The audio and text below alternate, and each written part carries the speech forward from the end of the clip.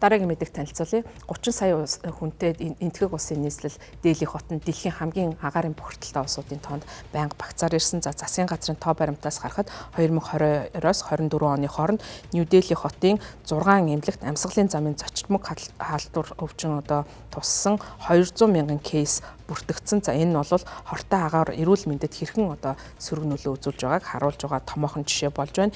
Энтхийн эрүүл мэндийн яам мягмар гарагт парламенттай тайлбар хийсэн байна. За үүндээ хэлэхдээ агаарын бохирдол нь амьсгалын замыг үүсгэгч өдөөгч хүчин зүйлүүдийн нэг гэдгийг болохыг хүлээн зөвшөөрсөн. За шинжилгээгээр агаарын бохирдлын түвшин нэмэгдсэн, яаралтай тусламж авахар хандсан, өвчтнүүдийн тоо нэмэгдсэн гол учир шалтгаан болж байна гэж эрүүл мэндийн сайд Панатрож Жатахов бичгээр өгсөн тайлбартаа дурдсан. За 3 жилийн хугацаанд амьсгалын замын өвчтөй 30 гаруй мянган хүн эмнэлэгт хэвтэх шаардлагатай болсон гэж мэдэгдсэн. Энэтхгийн нийслэл Чин Дели хотын тэнгэрийг жил бүр агаарын бохирдол утаа бүрхдэг.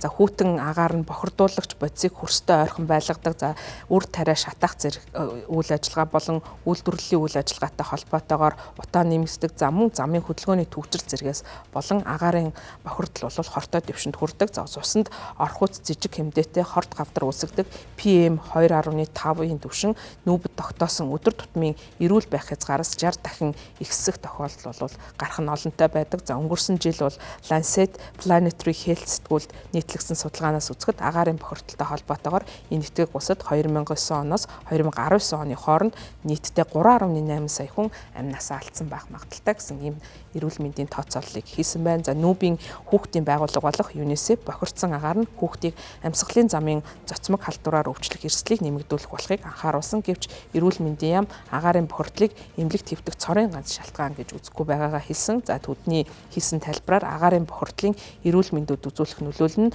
бусад хүчин зүйлтэй хавсардаг. За үүнд бол хүний хоолж байгаа зуршил, мэрэгжлийн зуршил, эрүүл болон эдийн засаг нийгмийн байдал, за өвчний түүх, дархлаа, удамшил маш олон зүйлээс бол энэ хүмүүс эмнэлэгт хэвтэж байгаа гэж өөрсдийнхөө бас үйл ажиллагааг энэ зөвхөн агаарын бохирдолтой холбоогүй байгаа гэдгээ мэдэгдэж байгаа. За сүүлийн үед агаарын бохирдолтой холбоотой асуудлууд энэтхэгийн хувьд нийгмийн эрүүл мэнд, үндэсний аюулгүй байдалтай холбоотой асуудал болж байгаа. За энэ асуудлыг дөрвтэй шийдэх шийдэл бол энэтхэг улсад хараахан бий болоогүй байна. За үүнээс болоод олон сая хүн эрүүл мэндээрээ хохирох, за цаашлаад амь насаа алдах ийм ноцтой нөхцөл байдал энэтхэг улсад үүссэн хэвээр байгаамаа. Энэ бол зарим талаараа манай улсад үүсэж байгаа, манай нийслэл үүсэж байгаа утааны асуудалтай төстэй. За энэ улсын шийдэл нь бол эргээд бас бусад орнуудад томоохон шийдэл болох боломжтой гэдэг нь харагдаж байгаамаа.